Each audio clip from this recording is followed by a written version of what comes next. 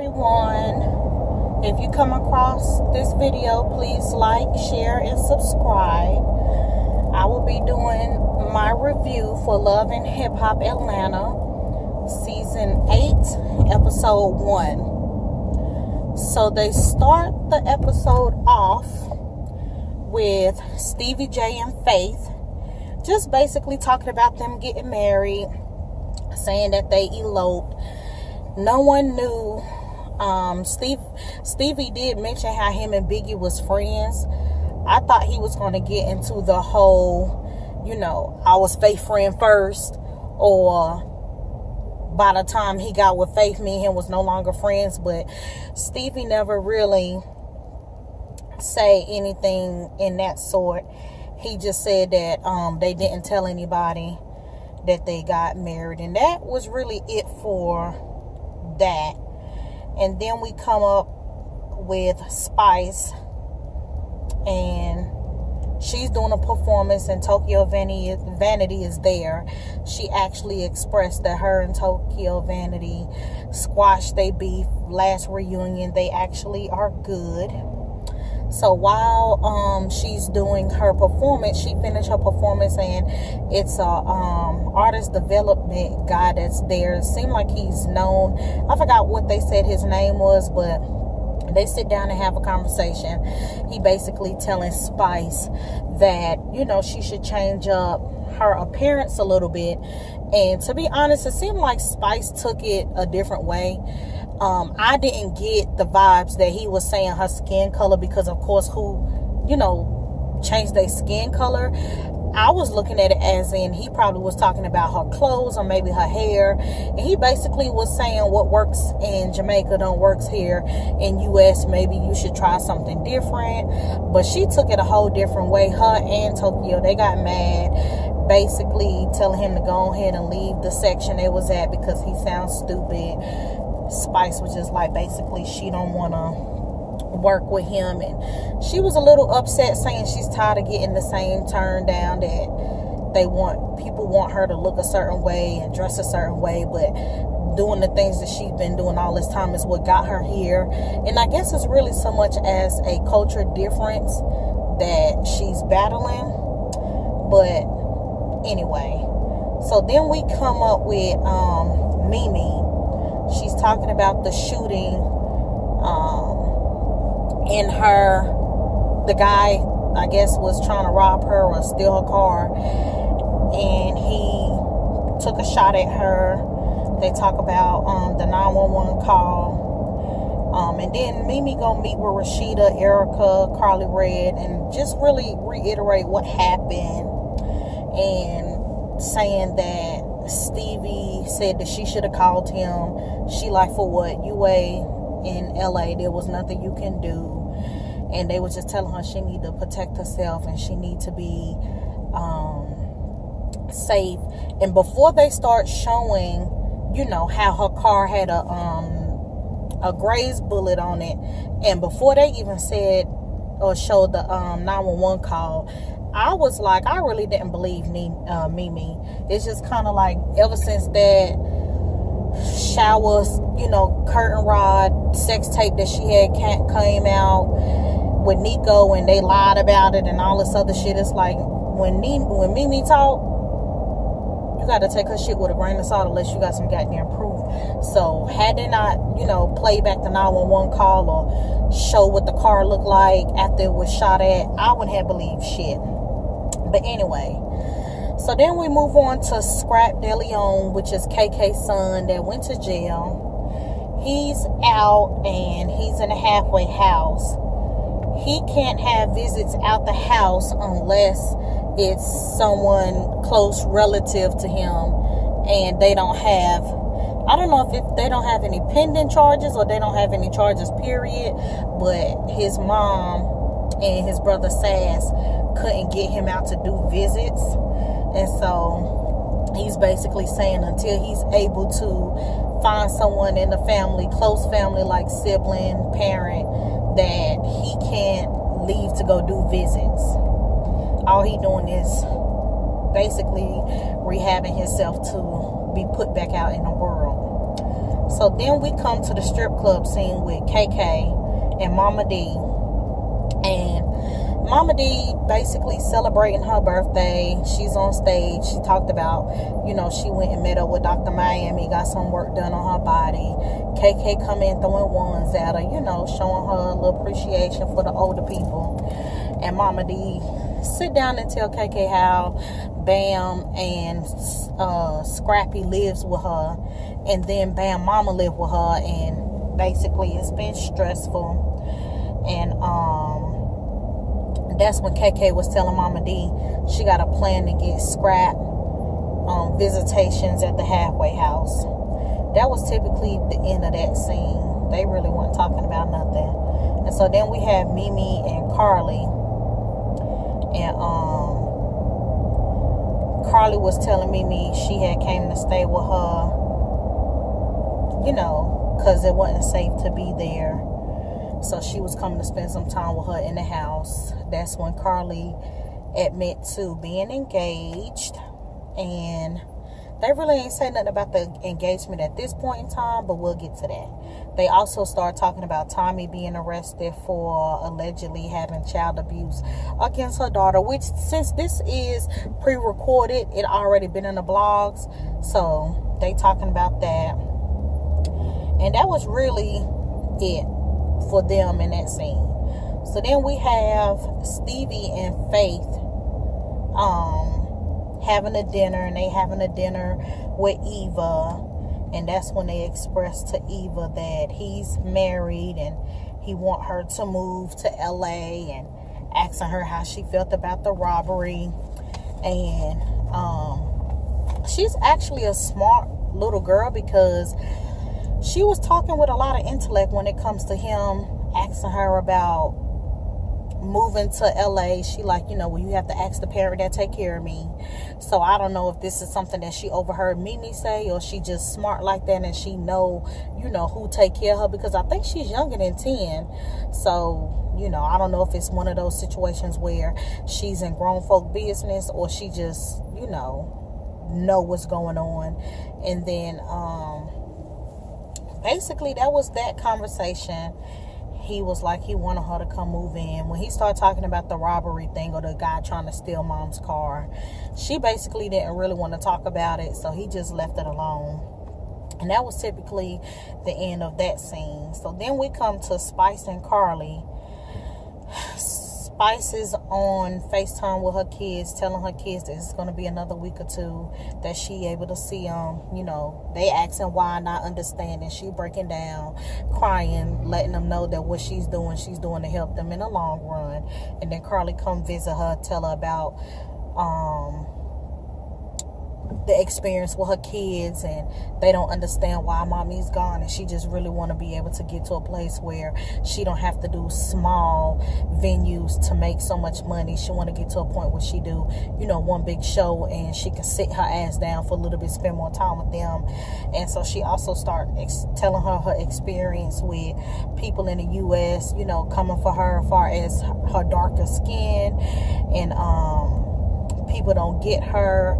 This is something that she's been going through her whole life. And basically Carly just console her a little bit, and that's it. And so then we come to Mimi and Eva talking, and Mimi's asking her daughter, how did the meeting go? And she's telling her that Stevie want her to come to LA. And she told her dad, you got to talk to my mom. And then that's when Eva dropped the bomb that she met Faith. And she was mad that she didn't get to meet Faith first, because that was the agreement. But she didn't show that when she was talking to Eva. She was like, oh, really? So that was that. So then we come to the scene with Scrap, and he's getting out the halfway house, and everybody trying to figure out how. And come to find out, Scrap got a half sister that he didn't know about. So her name was I forgot what her name was, start with a C, but she come and get him from the halfway house and take him to KK house. And they start talking about Tommy, and he's saying, he don't want to see her behind them bars. And a while ago KK and Tommy had that little beef and stuff. So KK ain't really here for the conversation of Tommy. She really wants Scrap to focus on, you know, what he got going on. So then they start talking about, you know, the siblings not knowing each other. The dad was locked up for 23 years, and he had a stroke and an aneurysm, so he really don't talk and all this other stuff. And so that's basically all they was talking about. KK told Scrap all this time that his dad was dead because when Scrap was like 10 years old, people in the neighborhood were saying he was dead. So that's why she told Scrap he was dead. So come to find out, he was in jail for 23 years. So that's how that conversation went until now. We're going to put that on ice. So then we come to Spice, and Spice is talking to a dermatologist about skin lightening, and she feel offended when the dermatologist tell her she got to do a psych evaluation. And I think Spice took it the wrong way, because the lady was basically saying any type of drastic change like this, you have to, well, you should see some type of psychiatric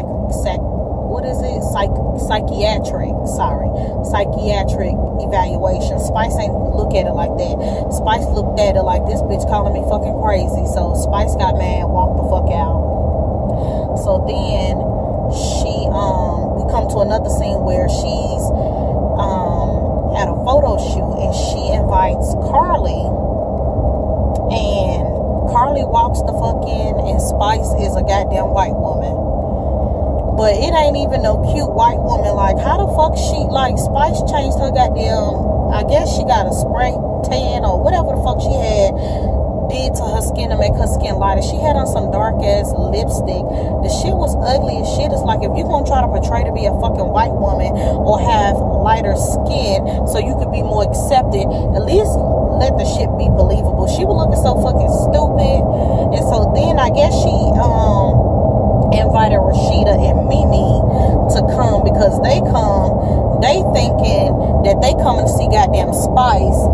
They walk in there and see Carly and didn't even know who the fuck Spice was. So I'm just laughing because they fucking confused. Carly confused. Spice the only one that ain't fucking confused. And they like, wait a goddamn minute, we thought we was coming to see Spice, and come to find out Spice done changed her motherfucking skin complexion.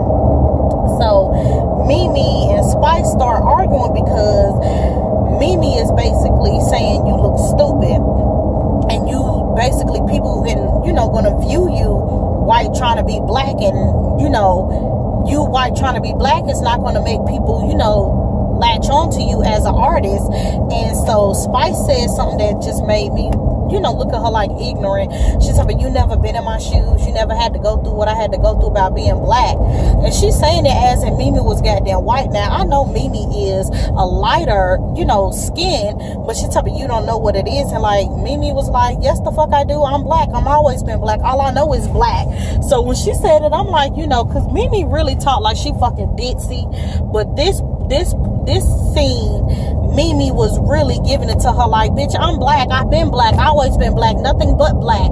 You look stupid because now you thinking people gonna come at you because you darker. Now they're gonna say you white trying to be black. So either way it goes, people are still gonna look at you crazy.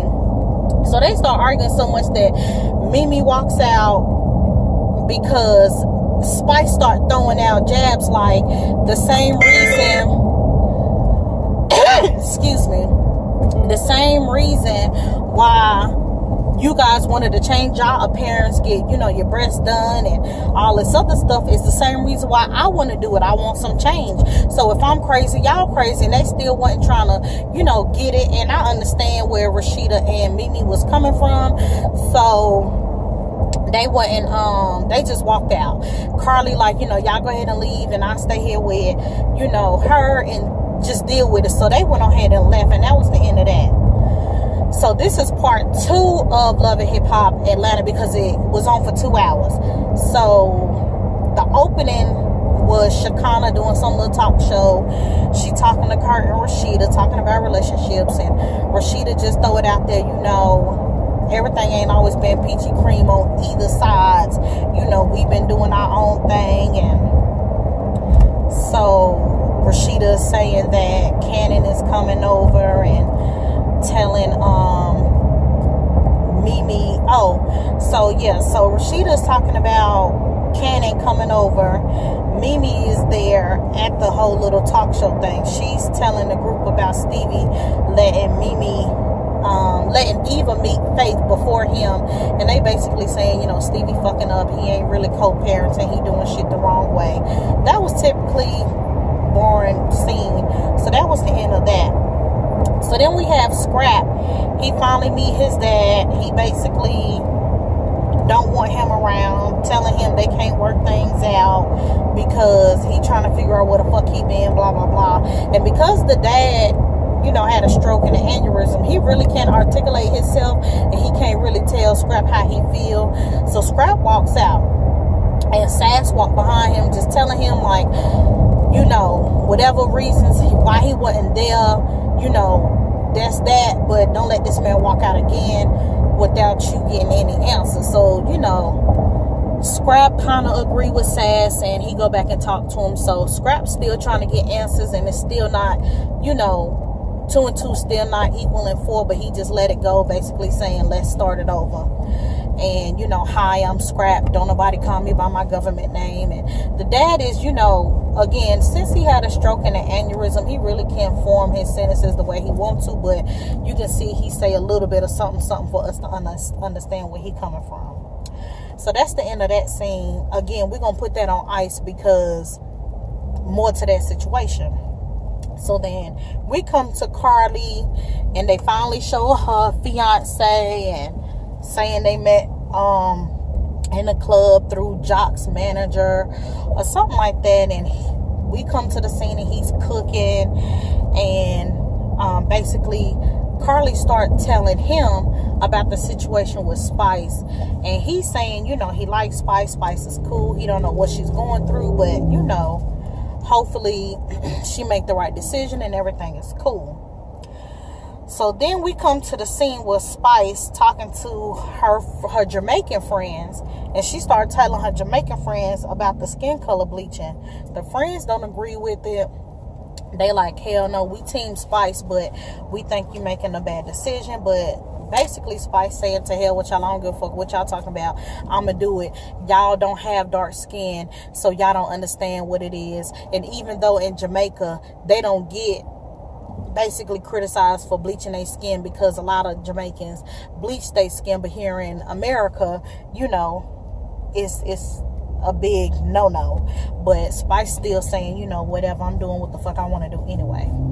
So that was the end of that. So then we have Mimi and Stevie, and Mimi just telling him about the whole robbery thing. Somebody tried to steal her car, and then start talking about the meet that he had with Eva and Faith. And at this time, they actually are at Mimi's house, and Stevie came over there to, talk about that. But then they start going back and forth because she's telling him he need to do better as a parent, and she put him out like, hell no, you need to set up a meeting between me and Faith, and then we can go there. So she put him out his house. That's the end of that. So then we come to the girl Pooh. I forgot who her husband is, but I guess he's in New Edition.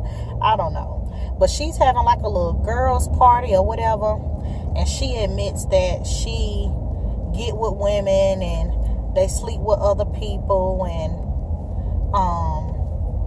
basically that's about it. Like all the girls over there, and I guess this is nothing new for them because they didn't act like they was shocked. And so Sierra was there. Sierra was saying how she's still with BK. And then they started talking about Carly engagement. And Pooh was like, how she and Carly was friends. She don't know why she didn't get no invite. And so Sierra was like, I'm pretty sure you're going to get an invite. I'm pretty sure it's coming. And, that was the end of that. So then we have Faith and Stevie. Faith saying she want to meet Mimi. And basically Stevie J saying he's going to set it up. That was kind of the end of that scene, basically. So then we have Sierra going to meet up with Carly. So Sierra asks Carly basically, what's up? you was the one who introduced me to this girl, and now y'all ain't cool, so what's up? So then Carly basically just come out and tell her, like, no, Pooh is not invited to the engagement party. And she feel like Pooh is an opportunist. She only come around when cameras is flashing, or to get her resources and who she know and all this other stuff. And so she was basically saying that they had went to Cancun for something, and she seen Pooh out there talking with other guys, flirting, leaving with them, and basically she wasn't with that shit. And then Pooh put it out in the blogs that Carly had slept with her husband, and Carly was like, it ain't true. So she was like, nah, I ain't fucking with her, period. So that was the end of that scene. Then we have Scrap and KK. And this is what I was saying, well, we're going to come back to this, because Scrap and KK start talking about the whole daddy situation. She's telling him that that KK found the dad 3 years ago, didn't tell Scrap about it because basically it was no point. He served no purpose. And Scrap just looking at it like, now wait a minute, so you just gonna make these decisions for me? You already basically made this decision when I was a child that I don't agree with, but as an adult you still gonna try to make this decision? So Scrap ain't for it. Scrap asking her questions and basically asking why my daddy wasn't around, and trying to put two and two together. Like, basically she's saying that when her and Scrap daddy was together, she came home and there was another woman in her bed. Instead of going back and forth, she said she don't play that type of games. She just left. It kind of sound like so let me back up. She said she just left, and so she said that she moved to the other side of town. She ain't hear from him. She ain't talked to him. Next thing you know, Scrap was about 10 years old. She heard in the streets he was dead, and she just left it like that. But to me, it sounded like basically a woman scorn. Your man was cheating on you. You was pregnant. So what you did was took the baby from him, and basically that was your get back. Not realizing you was hurting Scrap in the long run. That's what it sounded like it fucking happened. But excuse me, KK not gonna look at it like that. She looking at it like, I'm in control, I'm doing this, I'm doing that. But that's typical baby mama shit. You catch your goddamn baby daddy on some bullshit, and you want to take control of the situation, want to keep the baby from him because you caught him in the bed with another woman. You up and leave, but you ain't even try to form a relationship with him and his dad, and that's kind of fucked up, because the half sister was saying that she was, when the daddy got locked up, she met her daddy in prison, and she was going back seeing him in prison. So basically that's how their relationship formed. So Scrap is really looking at it like, my sister was able to have a relationship with him, and I wasn't, because of you. Not because he didn't want to be around, but because of you. Now, even though Scrap was getting in his ass at the time saying, where the fuck was you? He was in jail for 23 years. But then it's like, he's saying he didn't know anything about him, about Scrap. He didn't know where KK was and all this other stuff. And Scrap really ain't here for the shit. But then he see it's not just on his dad. He see his mama play a role, but he really don't say too much about it. He just ain't feeling it, period. So then we come to Rashida and Kurt having a little dinner at their house, and Cannon come over. It seemed like Cannon don't even fucking like Rashida. I don't know if it's because, the baby mama Jasmine talk negative about Rashida, he just not fucking with her, or because he don't know her, he's not fucking with her. Rashida say it's terrible tools, so that might be why he act the way he do. But it's a whole bunch of stop and no and gimme and just real sassy. I caught the little shade that Rashida tried to throw, saying something about the baby still being in pull-ups. So he 2 years old and still in pull-ups. If he was over here, he wouldn't be in pull-ups. And so that was a little shady. But then I guess that put something on Kurt's mind, because Kurt was like basically saying he's paying child support, but he rather know that his son is okay, fuck the payments. And it sounded like he said Jasmine, grandma and mama take care of Cannon, because Jasmine be out, you know, being an Instagram model and just be partying. So mark my words, and y'all hear me clear. How much you want to bet he's going to try to get custody of Cannon? And I don't think it have anything to do with, you know, child support. You know how some men try to get custody of their kids or try to get joint custody so they won't have to pay child support. This seemed like he genuinely probably going to try to get custody of Cannon, because he rather Cannon be well off good with him versus being raised by somebody that's not even his mama. Not saying that who's raising him is doing bad. He's just basically saying, I sleep better at night knowing that my son is here and with his siblings, with his dad, and not with his grandma and great grandma, you know, stuff like that. So he also say that he used the grandma and the mama to communicate. He only had no, you know, conversations with Jasmine. So it's just like basically she's on the outside looking in. He's communicating with the ones that really talk to him. So, you know, they're the ones that really take care of Cannon. So that's the end of that. And so Stevie and Faith meet with Mimi. This is really nothing. This storyline is so whack, but I talk about it anyway. Mimi just really talking about, you should have let me meet Faith first. This is what I'm talking about. How you gonna go back and tell our daughter that you want me and her to uproot our life for you? It don't work like that. Stevie thinking that Faith was gonna come in on his side, but really saying, you know, I can understand why Mimi's feeling the way she feeling. She explained to Mimi she had no idea, you know, that she didn't know that they was gonna meet Eva. And you know, that's it. Like I said, they little storyline is whack as hell, typical, you know, baby mama meet the wife type shit. So it's really nothing to talk about. So then we get to the final scene, and this is Carly and Pooh. So Pooh show up to one of Carly her store, her clothing store, and basically asking Carly what's up. Carly basically saying the shit that we used to do back then, I'm not with none of that shit, so therefore I don't want to talk about it. I don't want to hang out with you, you know nothing. So Pooh was like, you know, when you weren't saying that, you know, when you was licking my ass and we was fucking, and she like, you sitting here saying I put your name out in the blogs, but it's true, you fuck and suck my husband. And so basically Pooh was saying that Carly was doing threesomes with them. Carly was like, no the fuck I wasn't, you a damn lie. Hell no, you ain't invited to my engagement, you're not invited to my wedding, none of that shit. You know, basically saying that I ain't fucking with you. So Pooh is saying that Carly don't want people to know the type of shit that she was into. That's why she trying to keep her distance from her. Carly saying, I ain't fucking with you because that lifestyle you was living, I'm engaged now, I'm not with that shit. You and your husband got an open marriage, I ain't with that shit.